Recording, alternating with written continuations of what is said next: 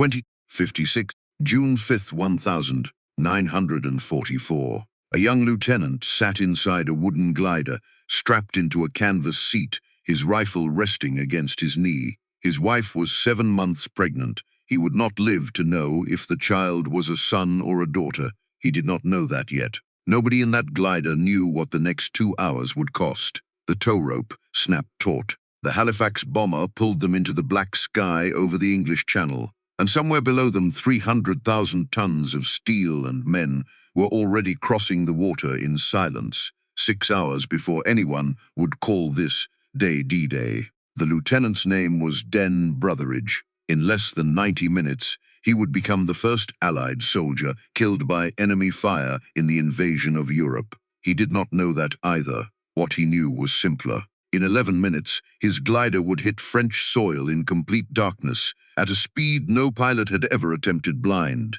aiming for a target the width of a football field, next to a bridge the entire German army did not yet know it needed to defend. If they missed by even 100 meters, they would land in a canal and drown before they fired a single shot. If they were spotted 90 seconds too early, an 18-year-old sentry standing watch on that bridge would have enough time to sound the alarm and detonate explosives already wired beneath the road deck. 90 seconds. That was the entire margin between victory and catastrophe, and no one aboard that glider could see the ground, could see the bridge, could see anything at all beyond the dark shape of the man sitting across from them. Somewhere ahead in the night, 6 wooden gliders were falling silently toward a sleeping village, carrying 181 men toward a fight that would help decide the outcome of the war. And somewhere below them,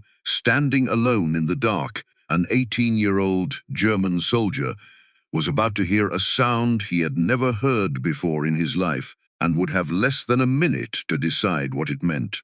This is the story of the 10 minutes that came before the beaches, before Omaha, before Utah, before anyone stormed anything at all. The war room at La Roche-Guyon smelled of cold coffee and stone that had been damp for 400 years. Maps covered every wall of the chateau, pinned with small colored flags marking divisions, reserves, and coastline, and none of those flags could tell anyone in that room the single thing they most needed to know that week: where and when. Field Marshal Erwin Rommel was not there. He was 52 years old, and for 2 years he had built his entire strategy around a single number: 24 hours. That was what he told every officer who would listen, every staff meeting he walked into, every report he filed back to Berlin. Whoever wins the first 24 hours of the invasion wins the war. Not the first week, not the first month, the first day. He believed it the way other men believed in Scripture, without room for doubt, because he had already watched what happened when armor arrived a day too late. In North Africa, he had commanded tank columns that outmaneuvered the British again and again, only to watch that same skill mean nothing once Allied fighter bombers owned the sky above the desert. He had seen his own vehicles burn in the open, seen supply columns destroyed before they ever reached the front, and he had come home from that campaign with one lesson etched into him more deeply than any other he carried out of the war. Speed decides everything. Whatever force reached the beaches first, while the enemy was still soaked, still disoriented, still tangled in landing craft and equipment on open sand, would win. Whatever force arrived late would simply die in the open daylight, exactly the way his own tanks had died years earlier under a different sun. He was not in France to test that theory when it finally mattered. He was in Germany, at his family home in Herlingen, because it was his wife Lucy's 50th birthday, and because the meteorologists attached to his own headquarters had told him, with total professional confidence, that the seas in the English Channel were too rough that week for any landing craft to survive the crossing. Rommel trusted weather, reports the way other men trusted direct orders from above. He had purchased a pair of grey suede shoes in Paris days earlier as a birthday gift for her. He had told his staff he would return within a few days, once the weather cleared, and whatever danger there had briefly seemed to be that week had safely passed. 400 kilometers away on the very coastline he had spent 2 years, fortifying with concrete and steel, and his own considerable reputation, the sea was calm enough that night to carry 5,000 ships. At his own headquarters closer to the coast, Field Marshal Gerd von Rundstedt did not share Rommel's optimism about the weather that week, and, in truth, he did not share much of anything else with him either. Rundstedt was 68 years old, a Prussian aristocrat descended from generations of soldiers, a man who had commanded entire armies while Rommel was still finishing officer training as a young lieutenant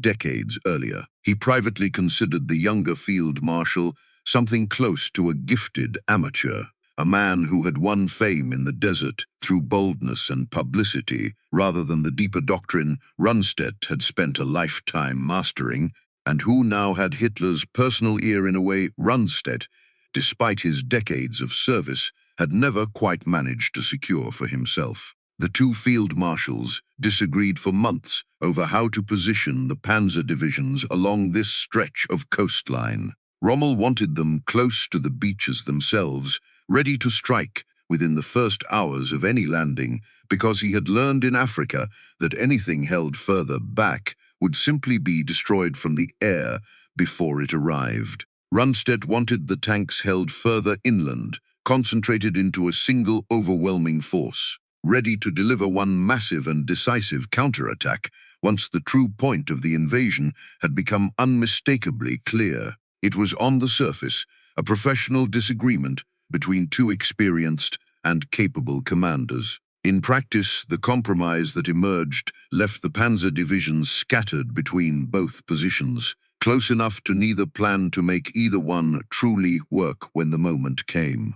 The geography made that argument more dangerous than it sounded in a conference room. Normandy was not an open battlefield where armored columns could simply turn toward a threat and race there in formation. The region behind the coast was cut by villages, stone walls, narrow roads, rivers, canals, orchards, and hedgerows that could turn a few kilometers on a map into a slow and complicated movement once traffic, damaged bridges, frightened civilians, and air attack were added to the equation. A reserve placed inland might look flexible on paper and still arrive hours after the moment when flexibility mattered. A reserve pushed too close to the sea, on the other hand, risked being caught under the same naval guns and aircraft that Rommel feared would make daylight movement nearly impossible. That was why the disagreement between Rommel and Rundstedt was more than a clash of personalities. They were trying to solve two different versions of the same problem. Rommel assumed the first hours would be decisive because Allied air power would punish anything that tried to move later. Rundstedt assumed the first reports would be confused and that Germany could not afford to commit its strongest armored force to the wrong beach. Both assumptions contained enough truth to be dangerous. The Allies were deliberately counting on that confusion. They did not need every German commander to make the wrong decision. They only needed enough commanders to hesitate, to wait for confirmation, or to send the right force in the wrong direction for a few critical hours. The bridges east of the Orne sat directly inside that problem. They were not glamorous targets in the way a fortress, a port, or a major city would have been. They were pieces of transportation infrastructure, ordinary crossings over water that mattered because roads and armor had to pass somewhere. If British airborne troops held them, they could protect the eastern flank of the landings and restrict the routes German forces could use to strike toward the beaches.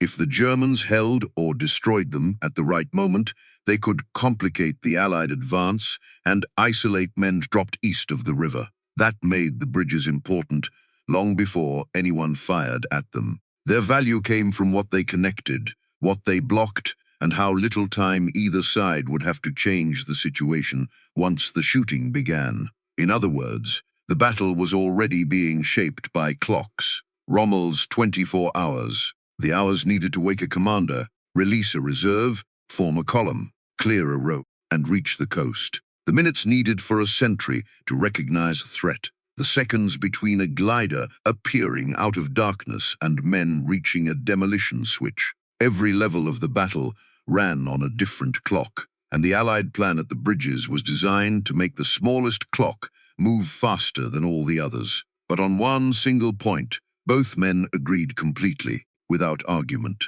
Whoever actually commanded those Panzer divisions on the day the invasion finally arrived would decide, more than any fortification or any beach obstacle, whether Germany held this coastline or lost it entirely. And neither field marshal commanded those divisions. Adolf Hitler did. He was 55 years old that spring, and in what would prove to be the final year of his life, he had grown increasingly convinced that the generals surrounding him were quietly plotting to see him fail, perhaps even to remove him. He trusted almost no one with truly independent authority anymore, least of all men in uniform, who might one day turn tanks against him rather than for him. Months before the invasion, he had made one decision that would come to outweigh every fortification poured into that coastline, every gun emplacement, every mile of barbed wire and buried mine strung along the beaches his engineers proudly called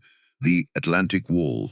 The Panzer reserves stationed near Paris, the only force in France strong enough to drive any landing back into the sea before it could properly dig in, could not move without his direct, personal, and explicit authorization. Not Rommel's signature, not Rundstedt's, his and his alone. It was a command structure built by a man who trusted no one completely, designed by someone who had never once in his life lost a war, while he himself was awake to command it. He was asleep when this one finally began. At his mountain retreat in the Bavarian Alps, a lodge called the Berghof, Hitler had stayed awake past 3 in the morning the night before, as he so often did, talking, watching newsreels, holding court with whichever aides and secretaries remained in the room around him, long after most reasonable men would have gone to bed. He had taken sedatives afterward to help himself sleep, as he so often did as well, and his personal valet had standing instructions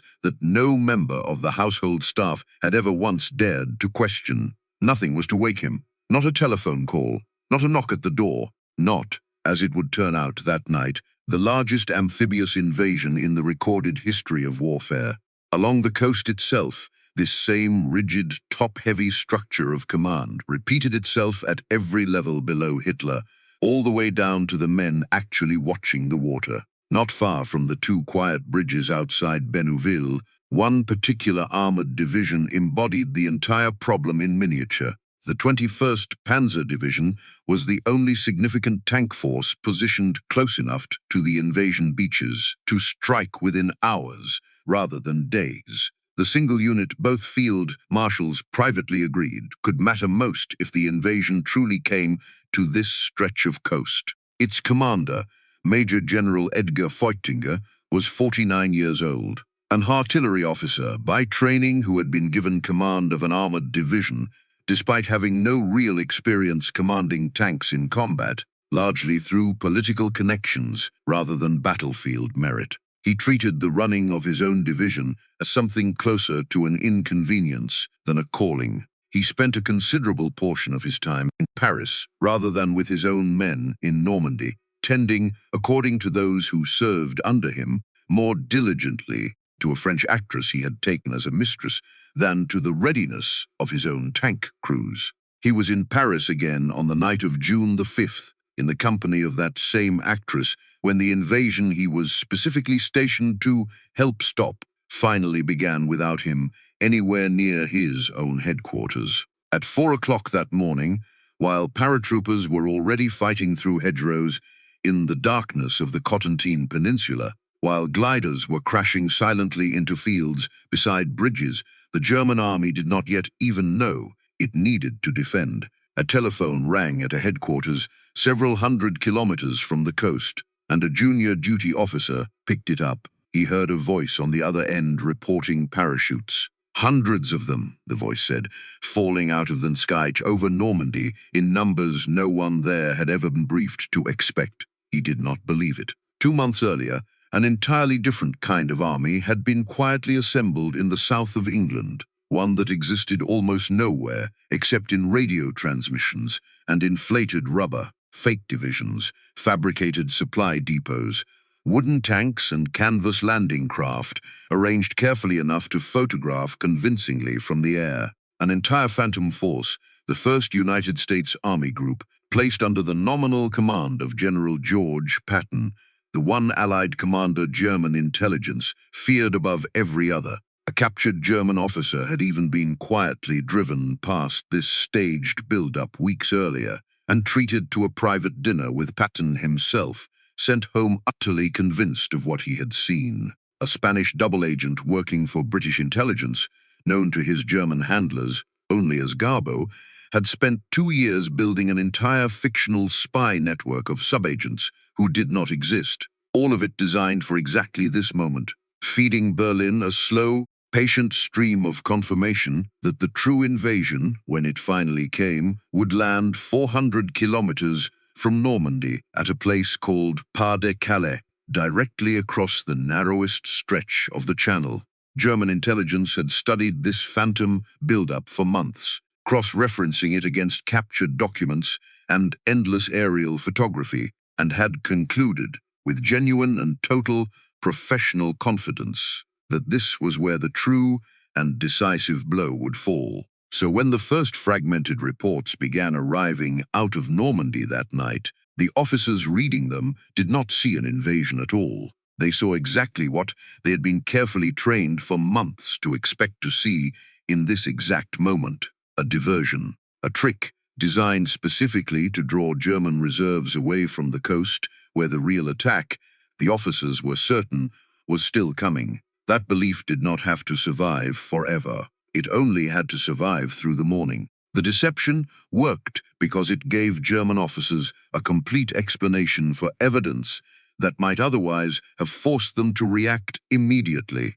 Parachutists in Normandy could be dismissed as a diversion because the supposed main force still appeared to be waiting opposite Calais. Unclear radio reports could be treated as exaggerations. Local commanders reporting fighting could be told to hold, while higher headquarters determined whether the attack was genuine. Even the scale of the naval movement in the Channel could be interpreted through a framework that had been built patiently for months. Once an intelligence system has committed itself to a picture of the enemy, new information does not always replace that picture at once. Sometimes the new information is bent until it fits what everyone already expects to be true. That was the hidden advantage of the Allied deception. It turned uncertainty into delay. A German officer did not need to be foolish to hesitate that night. He needed only to believe that the real invasion was still coming somewhere else. If he moved armor toward Normandy too early and Calais was attacked afterward, he could be blamed for stripping the decisive sector at the exact moment it needed protection. If he waited and Normandy proved to be the true invasion, he might lose hours that could never be recovered. The deception made both choices look dangerous, and a command system already designed to discourage independent action made waiting the safer personal decision for many officers. At the level of the men near the bridges, none of that strategic deception was visible. A sentry standing beside a canal had no map showing phantom armies in southern England. A lieutenant climbing out of a shattered glider did not know which German headquarters had accepted which intelligence estimate, yet the decisions being made hundreds of kilometers away created the conditions around them. They shaped whether reinforcements would arrive quickly, whether armored units would be released, whether reports from the bridge would be believed, and whether a local emergency would be treated as the beginning of the largest invasion in Europe or as one more piece of a carefully expected diversion. That is what made the first minutes so valuable. Howard's men did not have to defeat the German army. They had to create a fact on the ground before the German command system finished deciding what the fact meant. It was Rundstedt, difficult, aristocratic, openly dismissive of nearly everyone beneath him in rank, who looked at those same fragmented reports that night and reached the correct conclusion faster than any other senior officer in the entire German command structure. This was not a diversion. This was the invasion itself, arriving exactly where his own intelligence staff had insisted for months that it never would. And Rundstedt did something that almost no one who knew him personally would have predicted from a man who privately despised the Nazi Party and the man leading it with something close to open contempt. He picked up the telephone himself in the earliest hours of that morning and personally requested immediate authorization to release the Panzer reserves toward the coast. The answer came back from Hitler's own headquarters within the hour. Denied. No member of the staff at the Berghof was willing to wake the Führer to confirm an order of that magnitude on their own authority. No one on Hitler's personal staff was prepared to take responsibility for overriding a system that Hitler himself had built deliberately and specifically to prevent exactly this kind of independent action from ever happening without him standing directly over it. Rundstedt had been entirely right. It did not matter in the slightest. Elsewhere along the coast, that same dawn morning, another senior German officer was equally absent from his post. General Friedrich Dollmann, commanding the 7th Army, responsible for the entire Normandy sector, was attending a wargaming exercise at Rennes, well inland, an exercise whose stated purpose had been to rehearse the Army's response to precisely this kind of Allied landing. He would spend the earliest hours of the real invasion trying simply to reach his own headquarters by telephone, receiving the same fragmented, contradictory picture as every other officer that morning, unable to issue a single clear order until the crisis he had been theoretically preparing for had already been underway for hours. By the time Hitler finally rose that morning, sometime after 10 o'clock, the sun had already climbed over 5 separate beaches along the Normandy coast, and the first waves of Allied infantry were already fighting their way off the sand, under fire from the very defenses Rommel had spent 2 years building. Hitler was handed the invasion reports, while still standing in his own dressing gown, according to those present in the room that morning. And even then, with landing craft already burning in the surf hundreds of kilometers away, he did not immediately believe what he was reading. He called it a feint. He remained certain, even with tens of thousands of Allied soldiers already committed to French soil, that the true invasion was still coming, somewhere further north along the coast, at Calais. He would not release the reserves, not at 10 that morning, not at noon, not while the single narrow window in which any of it might still be reversed continued, minute by minute, hour by hour, quietly to close, because somewhere along that coast, at a modest stone bridge outside a quiet village most of the men standing in that war room had never once heard of, a decision had already been made in the darkness that none of them yet understood the true shape of, a decision that had nothing at all to do with tanks or field marshals or telephone calls placed and refused in rooms far behind the front lines.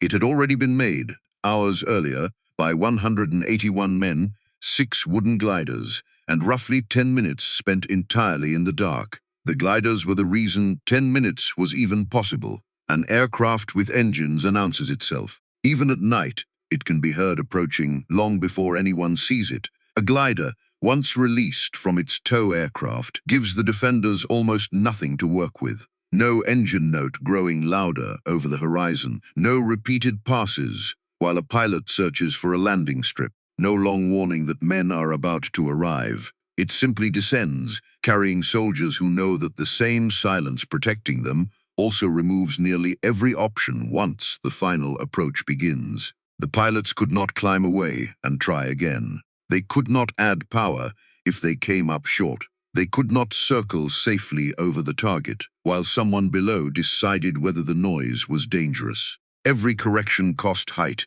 and every second brought the ground closer.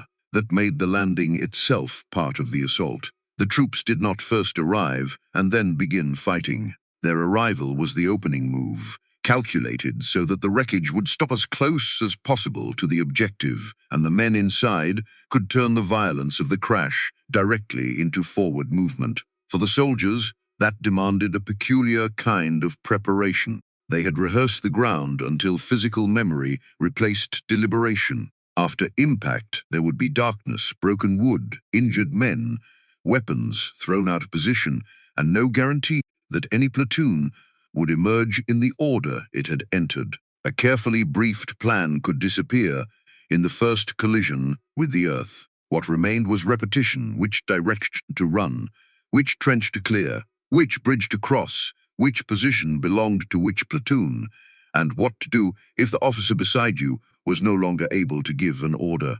That preparation explains why Howard's men could move almost immediately after surviving a landing that should have left them stunned. It was not because they were untouched by fear or confusion. The crash gave them both. It was because the next action had already been decided long before they reached France. Their training had reduced the number of decisions they needed to make at the exact moment when decision-making was most difficult. The Germans on the bridge had the opposite problem. They had not rehearsed this situation because nobody expected this situation. A loud explosion could have meant a bomber. A crash in a field could have meant an accident. Men appearing from darkness without the warning of aircraft engines did not fit the normal sequence of an airborne attack. The British had spent months practicing one extraordinary event.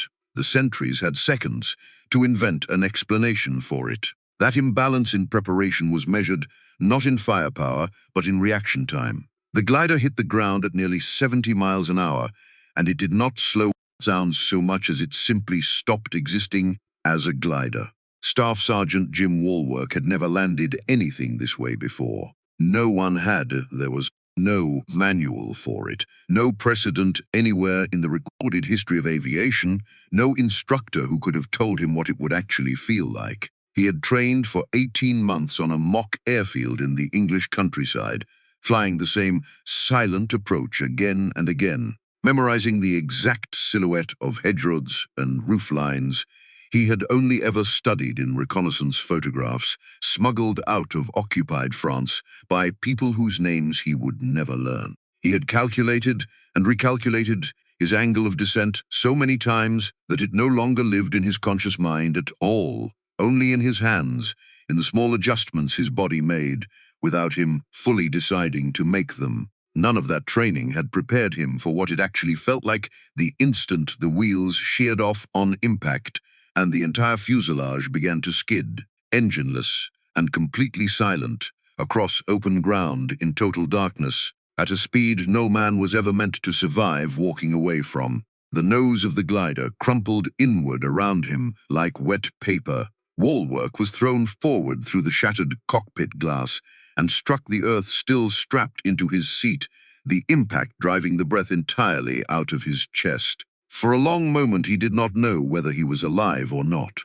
The world had gone silent in a way that felt less like peace than like the edge of something final. Then he heard breathing beside him in the wreckage, ragged and close, and understood that he was. Major John Howard came to consciousness somewhere behind him, upright, disoriented, his ears ringing from the impact, blood already running from a cut above his eye that he would not notice for another hour of fighting. He was 31 years old. Before the war, he had been a police constable in Oxford, a methodical, unglamorous job that had shaped him into a man who believed, almost as a matter of personal faith, that discipline and preparation were the only real defenses against chaos, the only things that stood between a man and the moment the world simply stopped making sense.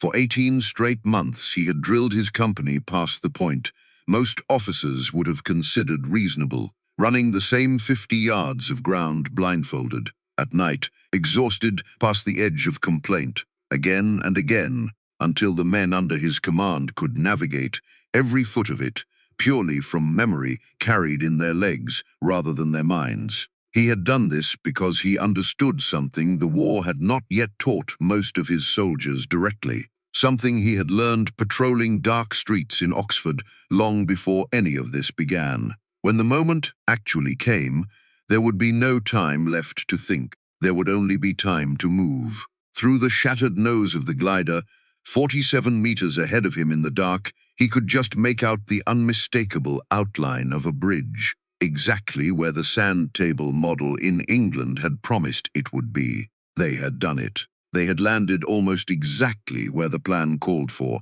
in total silence, without engines, without a single shot fired from either side of this quiet stretch of French countryside, 6 hours before the first American soldier would set foot on any beach in Normandy. Behind Howard's glider, 2 more had come down close together in the same field, spilling more men out into the wreckage and the dark, among them a 28-year-old lieutenant named Den Brotheridge, whose wife, back in England, was 7 months pregnant with a child he would, in all likelihood, never meet, never hold, never even learn the name of. He did not have time to think about any of that either. Howard gave the order, and the men began to move before the dust from the crash had finished settling around them. Lieutenant David Wood's platoon broke immediately toward the trenches and machine gun pits dug into the eastern bank of the canal, clearing them one by one, with grenades tossed low and rifle fire at close range. Lieutenant Sandy Smith's platoon followed, close behind Brotheridge's own, crossing the bridge deck in the same advancing wave.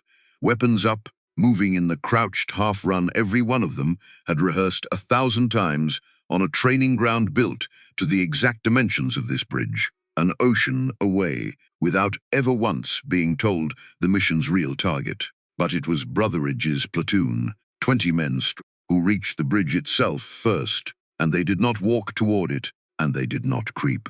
They ran, full speed, boots pounding against a road deck that German engineers had wired with demolition charges months earlier, built for the singular purpose of being destroyed the instant any sentry suspected someone was actually coming for it in the dark. Standing watch on that bridge that night was a German soldier named Helmut Romer. He was 18 years old, born in Berlin, and he had only just taken over the post from another sentry a short while before, one of several conscripted soldiers pulled from occupied Eastern Europe who filled out the mixed and unremarkable garrison guarding this crossing that no one on the German side considered a likely target for anything. Romer had heard something strike the earth out beyond the tree line, a heavy, splintering impact, unlike anything covered in his training, and for several long seconds he stood perfectly still in the dark, trying to force the sound into some category his mind already understood and could safely dismiss. Not gunfire, not artillery falling short of its mark, not the familiar distant drone of an aircraft engine passing somewhere overhead toward a target further inland, the sound he heard most nights and had long since stopped reacting to. He decided, as most reasonable young men standing alone in the dark might reasonably have decided, that it was probably a bomber, shot down somewhere out past the fields by the night fighters or the flak batteries further along the coast. It happened most nights now, and nothing in his training had ever once addressed the actual sound of a fully loaded glider striking open ground in complete silence, because nothing remotely like it had ever been attempted against this stretch of coast or anywhere else before this exact night. He turned back toward the bridge to resume his post, already dismissing the sound from his mind, that is, when he saw men running toward him out of the darkness, screaming, closing the distance at a speed he had never before seen a human body move, weapons already raised. He had perhaps 10 seconds to decide what any of it meant, and in the confusion of that instant, with his rifle still slung uselessly across his shoulder, and his mind still several steps behind what his own eyes were frantically telling him, Helmut Romer did not sound the alarm. He ran. A second sentry somewhere nearby managed, in the chaos, to fire a single flare into the night sky, a warning meant to alert the neighboring garrison at the second bridge over the River Orne. But by then, Brotheridge was already at the head of his platoon, sprinting across the deck of the canal bridge with the exact momentum of a man who had rehearsed this precise 50 yards more times than he could count anymore. He reached the machine gun position, guarding the far bank without breaking stride, and threw a grenade directly into it, without slowing his pace even slightly. Gunfire answered him, out of the dark a moment later, from somewhere he had not seen. He was struck in the throat and went down hard on the roadway, And behind him, his platoon kept moving past his body toward the far bank, because that had been the order given hours earlier in England. Because there was no time to stop for anyone now, because the entire operation depended on a speed that could not pause, not even for the man who had just given everything he had to help make that speed possible in the first place. He would die within the hour, carried by his own men into the small café belonging to the Gondry family. At the western end of the bridge, a building converted within minutes into a makeshift aid station, its dining table pressed into service as an operating table. He would never learn that his wife would give birth to their daughter 2 weeks later, and he would never learn that he had become, in that single instant on the roadway, the first Allied soldier killed by enemy fire in the liberation of Western Europe.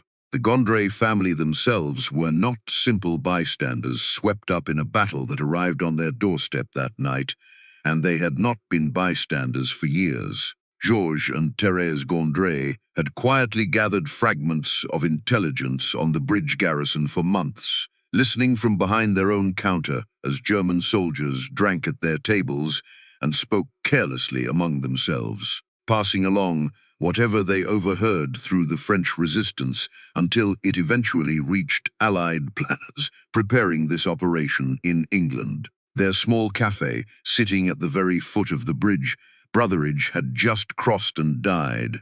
Crossing would become, within the hour, the first house in occupied France to be formally liberated that day. Georges would go out into his own back garden before the sun had fully risen and dig up 90 bottles of champagne he had buried in his cellar 4 years earlier on the day the German occupation began, saved without ever quite knowing why, for exactly this moment. The bridge and the café stood so close to one another that the military and civilian worlds became inseparable within minutes. Men who had crossed the channel expecting a battlefield suddenly found themselves fighting beside a family home, a road, a garden, and a room where people had once served drinks to passing customers. The landscape did not look like the enormous historical event it had become. There was no grand ceremonial entrance into occupied Europe. There was a narrow crossing, darkness, wrecked aircraft, wounded men,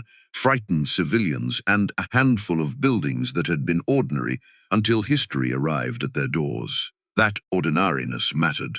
Armies think in terms of objectives, sectors, routes, and boundaries. Civilians live inside the same spaces as kitchen fields, shops, and roads to neighboring villages. The bridge was both things at once. To Howard, it was an objective that had to be seized intact. To German planners, it was infrastructure that could be demolished if necessary. To the Gondrys, it was the crossing beside their home, watched for years by occupying troops whose habits and conversations had become part of daily life. The intelligence they quietly passed on was valuable, precisely because it came from that daily life. A civilian could notice details that a reconnaissance photograph could not: who came and went, how alert the guards seemed, what soldiers said when they relaxed, where routines repeated, and what changed. None of those observations looked dramatic in isolation. Collected over time, they helped turn a place most British soldiers had never seen into a target they could rehearse thousands of times before ever setting foot there.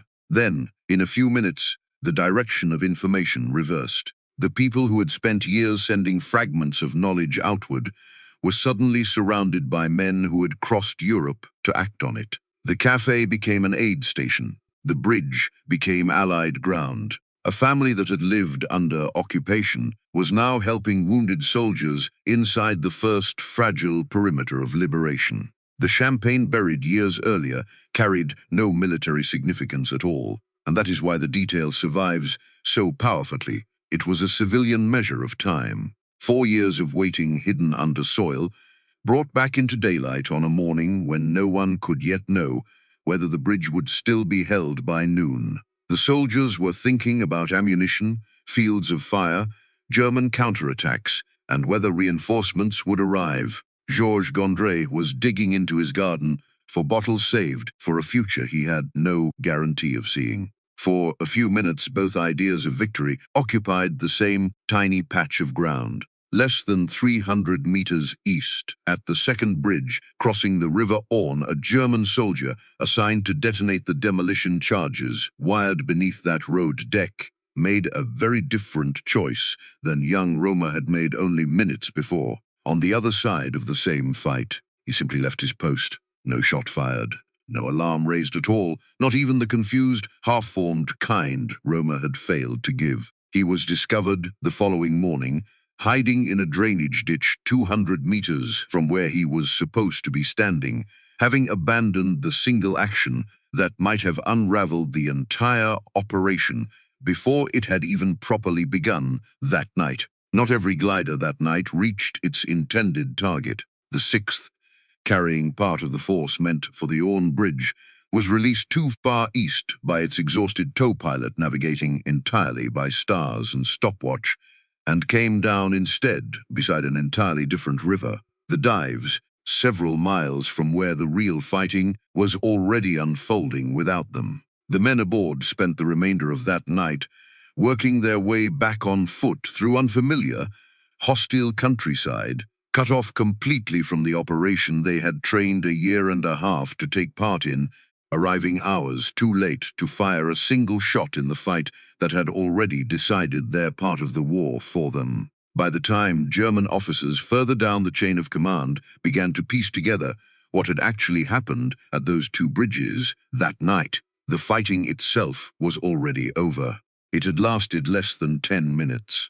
Through the remainder of that night and into the grey hours just before dawn, the Germans tested Howard's small perimeter again and again, first with confused infantry probes advancing down the road from Bénouville with their truck headlights still burning. Apparently entirely unaware the bridge had already changed hands hours before, and later with mortar fire that fell steadily around the position without ever quite finding it in the dark. A column of vehicles rounded a bend directly into concentrated British fire and stopped dead in the middle of the road, its lead truck already burning. A pair of half-tracks, and what looked, in the grey pre-dawn light, like a light tank or armoured car, approached slowly from the direction of the coast road, and a corporal named Bill Gray, who had never once fired his anti-tank weapon under live combat conditions before that exact morning, waited patiently in a roadside ditch until the range closed to something close to certain, and fired without hesitation. The vehicle burned. The infantry accompanying it fell back in disorder into the dark, leaving their dead where they had fallen. Holding the bridge was a different problem from taking it. The assault had been built around speed, surprise, and a target the men had studied so thoroughly that they could move across it almost without thinking. Defense demanded the opposite. Now they had to stop moving. They had to occupy positions, watch roads disappearing into darkness, estimate where the next attack might come from, conserve ammunition, treat casualties, and somehow judge the strength of an enemy they could not see beyond the nearest hedgerow or bend in the road. They also had to live with the knowledge that surprise was gone. Every minute that passed made it more likely that German units elsewhere would understand what had happened and organize a proper response. Howard's men had no way to know how quickly that understanding would spread. A telephone call from a nearby post might bring a platoon, a company, armor, artillery, or nothing at all. The same confusion that protected them from a coordinated counterattack also made it impossible to predict what the next hour would contain. That uncertainty works differently on a small force than it does on a headquarters map. A staff officer can move symbols and estimate arrival times. A soldier lying beside a road hears an engine in darkness and has to decide whether it belongs to one truck or an entire column. He sees a shape beyond a hedge and has to determine whether it is a man, a vehicle, or nothing. He hears firing at the second bridge and cannot know whether the position there is secure. Every piece of information arrives incomplete and late. The British position survived because the men behaved as though every local attack had to be stopped with what was already in front of them. There was no reserve large enough to solve a mistake. The force had arrived light because gliders could not carry the weight of a conventional armored unit. That meant individual weapons, small teams, and prepared positions had to compensate for the absence of heavy equipment. When an armored vehicle approached, the answer might depend on one corporal waiting in one ditch with one anti-tank weapon and enough discipline not to fire too early. The Germans, meanwhile, often approached a position they did not fully understand. Some probes expected a local disturbance rather than a prepared airborne force. Vehicles moved along roads that had been safe only hours before. Units arrived in fragments because the wider command structure had not yet formed a common picture of the battle. Each small failure reinforced the impression that the bridge was defended by more men than were actually there. By dawn, Howard's greatest advantage was no longer surprise.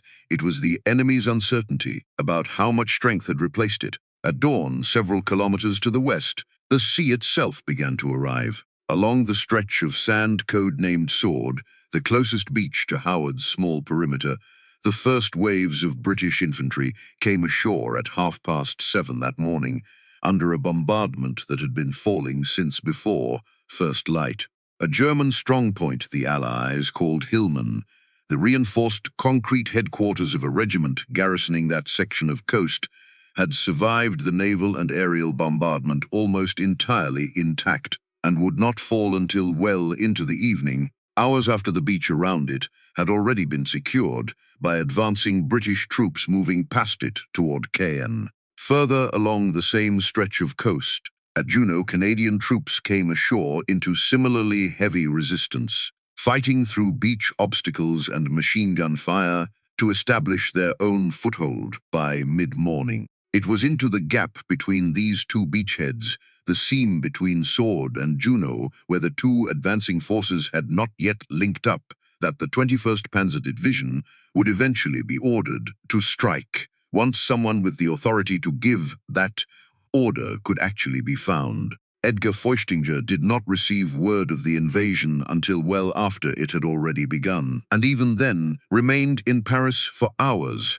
rather than immediately returning to his own command post, delayed by the same distance and confusion that had scattered nearly every other senior German officer away from the coast that particular week. In his continued absence, subordinate officers within the division began moving elements of it on their own initiative, uncertain whether they were authorized to engage the airborne troops east of the Orne, the seaborne troops landing to the west, or simply to wait, as so many officers that morning had chosen to do, for orders that had not yet arrived from anyone with the standing to give them. One company within the division had, by grim coincidence, been conducting a training exercise against a simulated parachute landing on the very morning the real one occurred, and found itself equipped only with blank ammunition when actual German paratroopers, and then actual Allied ones, appeared in the fields around them. Not until shortly after 10 that morning, hours after the first landings, did a senior corps commander finally issue the order for the 21st Panzer to counterattack, aiming its main strength not at the beaches themselves, where Allied troops were still most vulnerable, but at the British and Canadian airborne troops dug in east of the river, a decision that would consume the division's morning without ever seriously threatening the beachhead it was meant to destroy. It was not until the afternoon, and only after Feuchtinger himself had finally returned from Paris, to resume nominal command of a division that had already spent most of the day fighting without him, that a second attack finally pushed north, threading the gap between Sword and Juneau, briefly reaching all the way to the coast itself before naval gunfire from Allied cruisers offshore and a mass of British anti-tank guns broke the attack apart. Then, in the early evening, German commanders watching that advance saw something in the sky above them that convinced them the attack could not continue. Hundreds of Allied gliders, part of a second, planned reinforcement of the paratroopers already dug in east of the Orne, appeared overhead in a formation so large that the German officers on the ground watching it passed directly over their own line of advance, concluded they were about to be enveloped from the rear by an entirely fresh airborne landing. It was not, in fact, aimed at them at all. It was simply the second wave of an operation that had already succeeded hours earlier, arriving on schedule to reinforce a position that no longer needed reinforcing quite so urgently, since Howard's men had already secured the ground beneath it since shortly after midnight. But the German commanders on the ground that evening did not know that and could not have known it. And so they did the only thing that seemed reasonable given what they believed they were watching unfold above them. They pulled their tanks back. The single German counterattack of the entire day that had ever come close to reaching the beach, however briefly, however narrowly, withdrew from ground it had already reached, convinced by the shadow of an operation that had already finished. Hours earlier, at a bridge most of those tank commanders had never heard of, and would not learn the true significance of until long after the war was over. This was the strange arithmetic of the day. A small action could influence a large one without directly destroying the forces involved. Howard's men did not defeat the 21st Panzer Division in a tank battle. They did not have the equipment to do that. The bridges mattered because they shaped routes, protected the airborne flank, complicated German movement, and helped create a picture in which the German command never possessed complete freedom to concentrate its strength exactly where and when it wanted. By the time armored units finally pushed toward the coast, they were entering a battlefield that had already been transformed by hours of Allied landings, naval gunfire, airborne troops, anti-tank positions, and constant uncertainty about what was happening beyond the next river or road. The appearance of the later glider force magnified that uncertainty. From the ground, hundreds of aircraft and gliders crossing overhead looked like the beginning of another major airborne blow. German commanders had no way to pause the sky and ask where every glider was actually headed. They had to interpret the movement immediately, while already operating in a battle that had repeatedly punished assumptions made only hours earlier. Pulling back could be understood as caution in the face of possible encirclement. In the larger story of the day, it meant the one armored thrust that had reached the coast gave up the ground it had gained. That is why the battle cannot be understood only by counting destroyed vehicles or captured soldiers. Operational success often comes from forcing an opponent to spend time, move in the wrong direction, hold back a reserve, defend a route that is not attacked, or retreat from a position because the information available makes staying there look too dangerous. The Allies had spent months trying to create exactly that kind of distortion in German decision-making. On D-Day, the distortion operated at every scale, from the belief in a second invasion at Calais to the fear of a fresh airborne landing behind an armored column.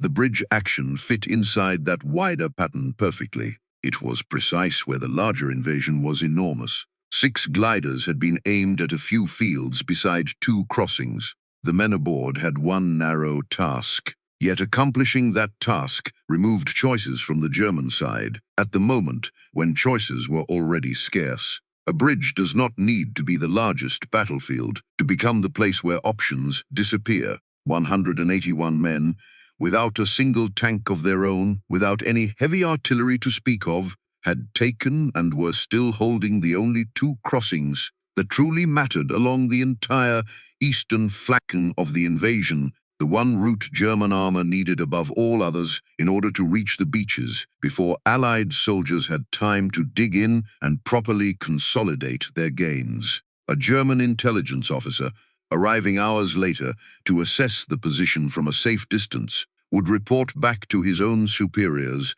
that the bridges appeared to be held by a force of 800 to 1,000 men, supported by armor of their own that his own scouts had somehow failed to spot. He was not incompetent, and history has not been unkind to him for the mistake. He had simply watched a position hold, hour after hour, against nearly everything the German army in the area had managed to throw at it that long morning, and concluded, not unreasonably given what he had personally witnessed, that no force smaller than a fool could possibly have accomplished what he was looking at.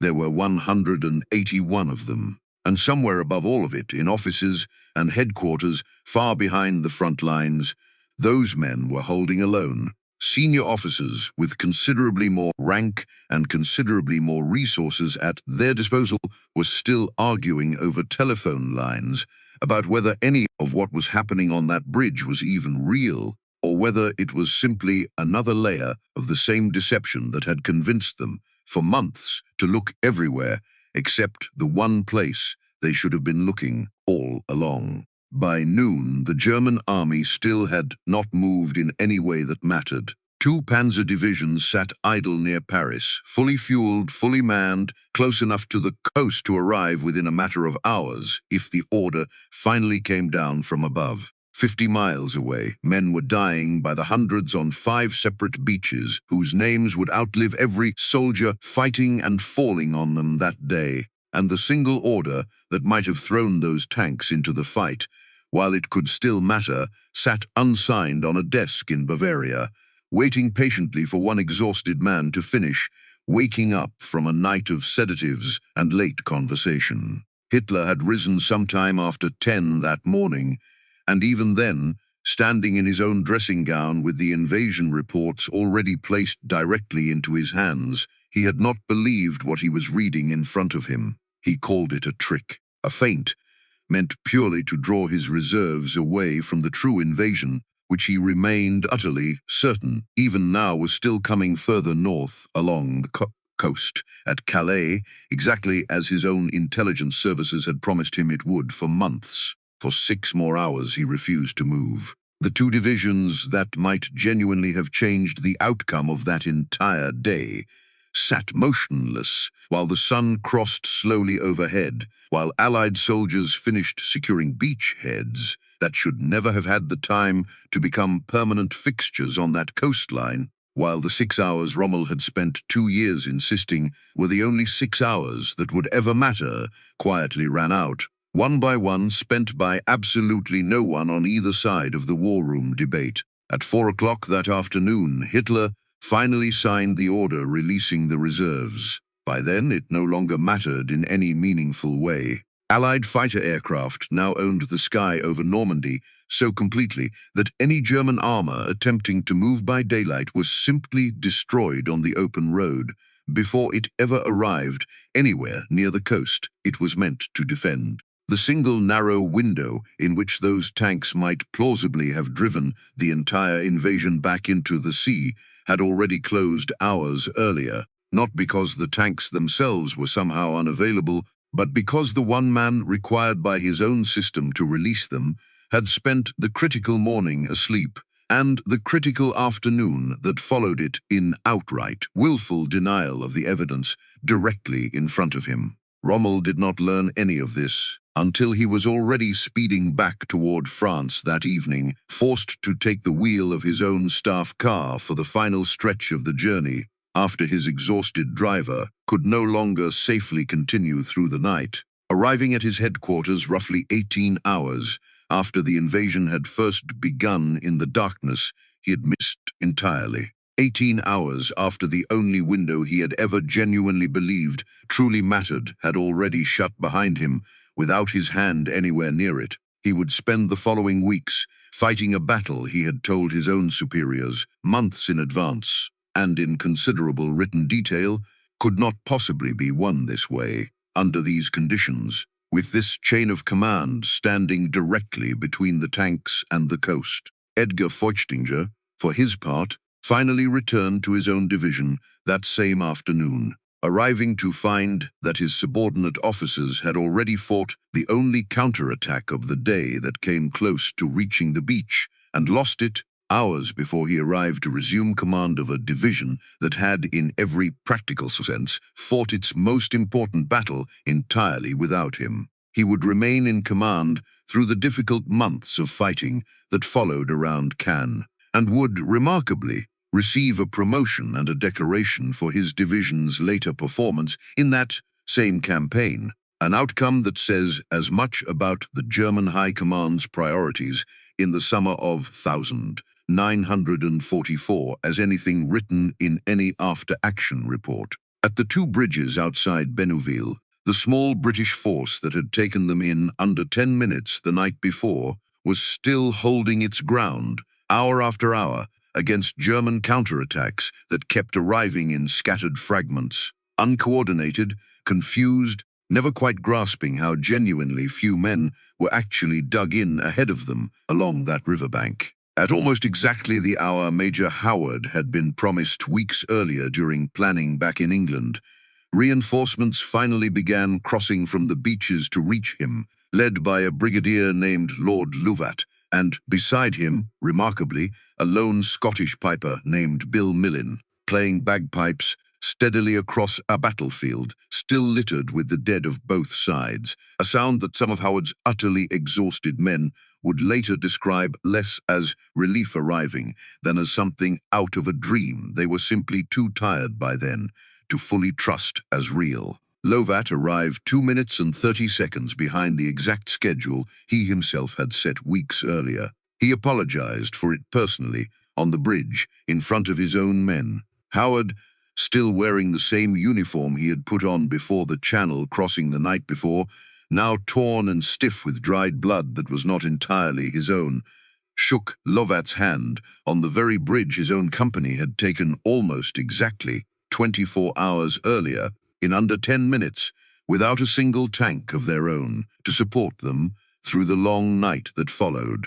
The eastern flank of the invasion was secure. In the weeks that followed, the German High Command tried, in a series of increasingly uncomfortable internal reports, to reconstruct exactly where the battle for Normandy had truly been lost, and lost so decisively, so early. The explanations offered pointed in several directions at once, each one true as far as it went. The failed weather forecast that had sent Rommel home to Germany at precisely the wrong moment.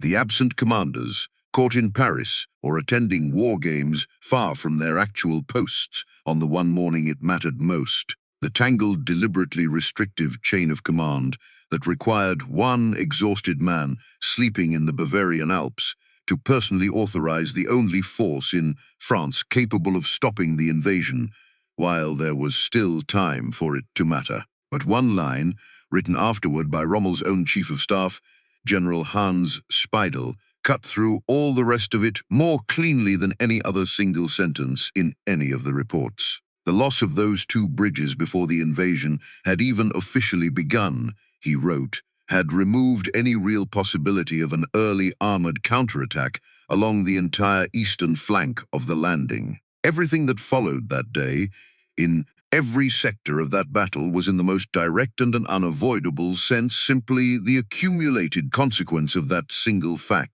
decided in the dark, before dawn, before anyone in Berlin had even finished deciding whether any of it was real. Afterward, explanations became easier because hindsight removed the uncertainty that had governed the people living through the night. Historians could draw arrows on maps with the full knowledge of where the landings succeeded. Surviving officers could compare the orders that were given with the orders they believed should have been given. Commanders could identify hours that had been wasted and roads that should have been used. None of those advantages existed at midnight. For Howard's men, the plan was brutally simple, because it had to be. Land close, reach the bridge, prevent demolition, clear the nearby positions, hold until relieved. Every additional objective would have created another opportunity for confusion. The force was small enough that success depended on concentration of purpose.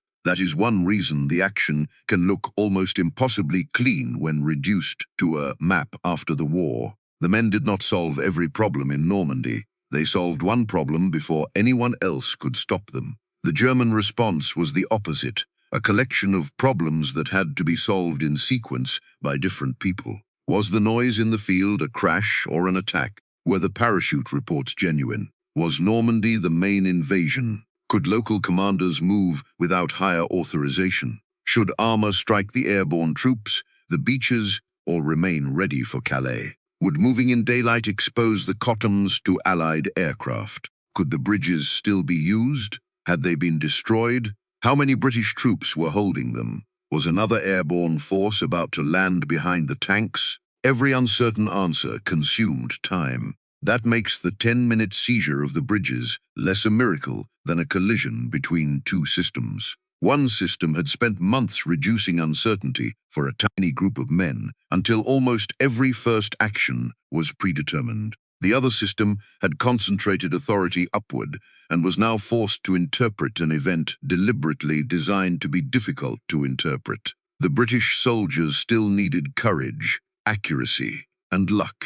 Their gliders could have landed badly. The demolition could have been triggered. A sentry could have reacted faster. But once those possibilities passed, the structure of the two plans began to matter more and more with every minute. The human cost remained hidden inside that structure. Brotheridge's death could be written into a report as one casualty during a successful assault. To his wife, it meant a child born 2 weeks later would never meet her father. Roma's hesitation could be described as a failure to raise the alarm to an 18-year-old alone in darkness. It was a few seconds in which the world presented him with something he had never been trained to recognize. History compresses such moments into outcomes. The people inside them experience only uncertainty, noise, fear, habit, and the next decision. Lieutenant Den Brotheridge was buried in the small churchyard at Ranville, among the very first of many thousands of Allied graves that would eventually fill the quiet fields of Normandy that summer and long after it. His daughter, Margaret, was born 2 weeks after his death, and for the rest of her own life she would return to visit the bridge her father died crossing, and the small churchyard a few hundred meters from it, where he was laid to rest by men who had watched him fall. Private Helmut Roma was captured within the hour of losing his post that night, spent the remainder of the war as a prisoner far from home, and survived it entirely intact. Decades later, now an old man, he returned to that same bridge more than once, standing quietly, where he had once stood as a frightened 18-year-old given perhaps 10 seconds to decide something no training he had ever received had prepared him to decide correctly. In time, remarkably, he became an unlikely friend to some of the very veterans who had once run past him, screaming in the dark on the worst night of both their lives. Major John Howard lived until 1999, dying peacefully at the age of 86, having spent much of the rest of his life quietly returning to that same stretch of French riverbank himself. Field Marshal Erwin Rommel did not live to see the end of the war. He had spent 2 years trying with everything he had to win in its first 24 hours. Implicated that same summer in a plot against Hitler's life that he may or may not have fully known the details of. He was given a choice by men who had once served proudly under him that was not really a choice at all, and he died that October by his own hand, at 52 years old, in order to protect the family he had left behind in Hurlingen for one final birthday that had already by then cost him everything. The bridge itself still stands today, rebuilt in 1994 beside the original span, which remains carefully preserved nearby, exactly as it was on that night, resting now beside a small museum built by the families and veterans who refused to let the details fade. It carries a different name now than it did then. Pegasus Bridge, named for the winged horse, worn as an emblem by the men who took it in complete darkness, before the beaches, before the tanks, before Germany's entire high command had even finished arguing over whether any of it was real. Nothing about what happened on that quiet stretch of French riverbank required 6 hours to change the entire course of the war. It required 10 minutes, 1 moment of hesitation and 1 abandoned post, all of it finished before the first Allied wave had even reached the sand, before Germany's tanks were fully awake enough to move an inch, before anyone in the German High Command truly understood that the single most important piece of ground in Western Europe that morning was not a beach at all, and never had been. It was a bridge nobody outside that quiet valley had ever heard of, held by men nobody outranked, at the one exact moment in the entire war when 10 minutes was all the time history needed to decide everything that came after it.